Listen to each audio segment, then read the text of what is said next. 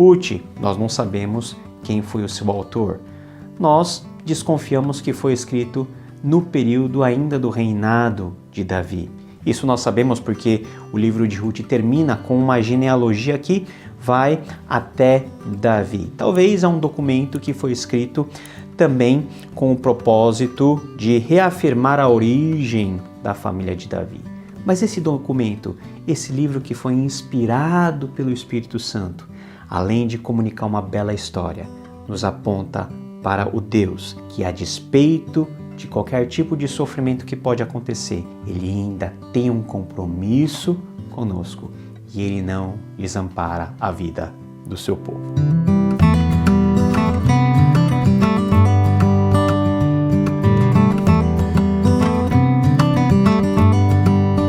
Nós encontramos um tom constantemente depressivo dentro desse capítulo, não é verdade? Mas o livro de Ruth, nesse primeiro capítulo, nos apresenta, além do cenário geográfico, das circunstâncias da família de Noemi, um alto grau de pessimismo, de tristeza. No dia em que os juízes julgavam a terra, era um momento histórico da vida de Israel, onde cada um praticamente fazia o que lhe dava na telha. Não havia unidade política, o governo era altamente descentralizado, sucessivos dominadores, sucessivas vitórias, sucessivas derrotas.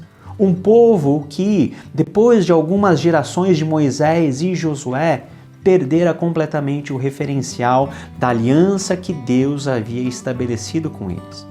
E dentro desse contexto, em Belém de Judá, Belém que significa a casa do pão, Bet-Lehem, nós temos uma família em destaque, a família de Elimeleque. Elimeleque significa Deus é o meu rei. Mas Elimeleque, junto com toda a sua família e todo o povoado, é acometido por uma fome. Nós não sabemos o porquê a fome aconteceu, só sabemos que a fome foi tão forte que Elimeleque e sua família tiveram que sair da onde eles estavam, da terra prometida, da terra que mana leite e mel, ou deveria manar leite e mel, para a terra de Moabe. Exatamente uma terra hostil para o povo de Israel. Os moabitas e os israelitas nunca se deram bem, mas a necessidade foi tão grande, a fome bateu tão forte, que eles fizeram e tomaram essa decisão. A fome nos faz tomar certas decisões que, por vezes, não são lógicas, mas que são movidas pelo próprio instinto de sobrevivência, e lá eles foram e eles habitaram em Moabe durante 10 anos. Mas em Moabe, pode ser que eles tenham tido pão, mas Noemi começa a comer mais o pão de lágrimas, o pão de tristeza. Morre o seu marido,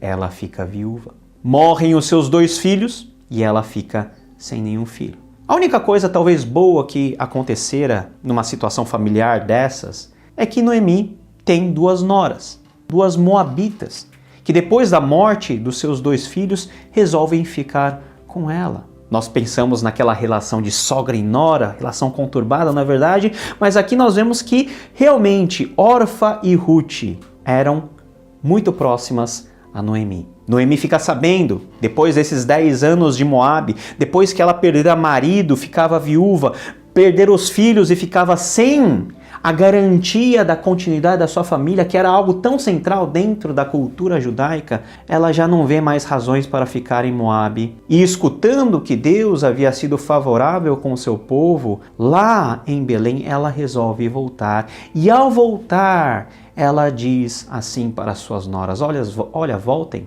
vocês foram muito fiéis para comigo, vocês cumpriram o compromisso familiar que vocês tinham para comigo. Agora voltem, vão para a família de vocês, sigam e sirvam o Deus de vocês. E que Deus abençoe vocês na construção de um outro lar, porque eu não tenho mais nada a oferecer. Mesmo se eu casasse novamente, eu não teria mais tempo e nem disposição de ter filhos e oferecer esses filhos de volta a vocês. Então vão. As 2 resolvem não voltar, ficar com Noemi. Mas Noemi é insistente e ela consegue convencer Orfa, e Orfa volta para sua casa, para o seu povo, para o seu Deus. Enquanto isso, Ruth, aquela que sobrou, a única que Noemi poderia considerar como sua própria família, resolve não voltar para a sua situação antiga, para Moabe, para a sua família, para os seus antigos deuses. Resolve ficar com Noemi. Resolve colocar em prática a sua fidelidade até o fim. Esse compromisso familiar, mesmo e a despeito do cenário mais negativo, que é uma nora viúva acompanhar uma sogra também viúva. E viuvez dentro do Antigo Testamento era considerado quase como uma maldição, porque a mulher sozinha, desamparada, não teria praticamente condições de se sustentar economicamente, algo que era a função dos homens de casa, que todos haviam morrido. Volte, Ruth. E Ruth diz: não vou voltar. Eu vou ir com você até o final. Eu vou ir aonde você for. O seu povo agora será o meu povo. Onde você morrer, eu também morrerei. E o seu Deus será o meu Deus. Compromisso, fidelidade. Que nascem dentro de uma situação onde a nossa primeira e instintiva atitude seria chutar tudo e abandonar e ir para o caminho mais conveniente, mas Ruth não fez isso. Ela foi fiel, mesmo não tendo nada a ganhar. Foi fiel, confiou em Noemi e voltou para a terra que ela sequer conhecia. Noemi, esta que tem o nome traduzido como alguém doce, agradável, volta para o seu povoado numa situação totalmente diferente. Ela foi viver o American Way of Life, foi cumprir e foi fugindo, saindo de uma situação de fome para melhorar de vida e migrou-se para outro país, mas todo mundo que esperava ver Noemi voltar melhor, viu Noemi voltar sem absolutamente nada, sem marido, sem filhos, só com uma nora. E todo mundo fica alvoroçado. Noemi, Noemi, você voltou. E Noemi fala o seguinte: olha, não me chamem mais de Noemi, me chamem de Mara. Meu nome, que antes significava doçura, algo agradável, não faz mais sentido para mim, porque o Senhor tornou a minha vida amarga. Note que Noemi fala isso duas vezes, fala isso no final do versículo 13 e fala também a partir do versículo 20. Eu estou nessa situação porque Deus assim o fez. Talvez nós tenhamos uma mistura de um coração amargurado, mas também a convicção de que as pessoas tinham, de que sejam coisas boas, sejam coisas ruins, Deus, ele ainda continua na direção de todas as coisas, empurrando, levando todas as coisas para um propósito seu, que no momento Noemi não sabia se ia dar certo ou se ia dar errado, se ia ser um fim bom ou se ia ser um fim ruim, mas que no decorrer da história nós vamos ver que a providência de Deus, a mão poderosa e graciosa de Deus não se oculta das nossas vidas mesmo em tempos de angústia, de tribulação, tempos sombrios da nossa alma.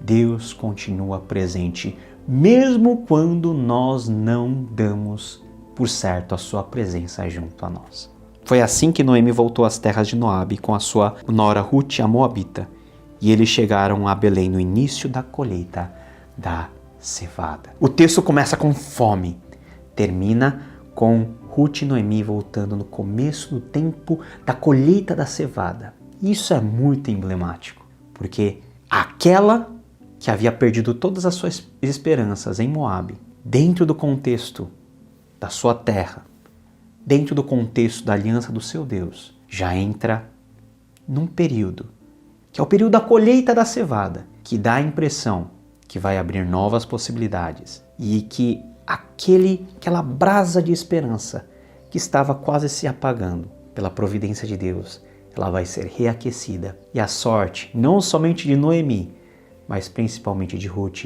vai mudar definitivamente a partir dos próximos capítulos. Ruth capítulo 1, que capítulo precioso, não é verdade? Na sua vida, você tem vivido momentos de dificuldade, momentos de fome, que pode ser fome até física ou fome espiritual, momentos de perda, de luto, de tristeza, de perdas sucessivas de coisas ou pessoas importantes. Saiba, meu amado irmão e irmã, que Deus, mesmo durante esses períodos sombrios da vida, Ele não se ausenta da sua vida. E Ele tem estabelecido bons termos para que você chegue. O problema é que nós não sabemos aonde nós vamos chegar, mas acalma o seu coração. Você pode não saber aonde a sua vida vai chegar, mas se você confiar em Deus, Deus certamente o sabe e Deus conduzirá você, a minha vida, todos nós, ao centro do propósito da sua vontade. Acalme o seu coração. Pode chorar o seu luto, mas não se esqueça que Deus está com você. Pode sentir a fome corroendo as suas entranhas, mas nunca se esqueça que o mesmo Deus de provisão, que é o Deus que deu pão, é o Deus que mantém você firme, mesmo em períodos de vazio, porque lá na frente Deus pode encher a sua vida. Que Deus abençoe a cada um de nós e nos vemos amanhã com a leitura do capítulo 2 de Ruth. Até lá!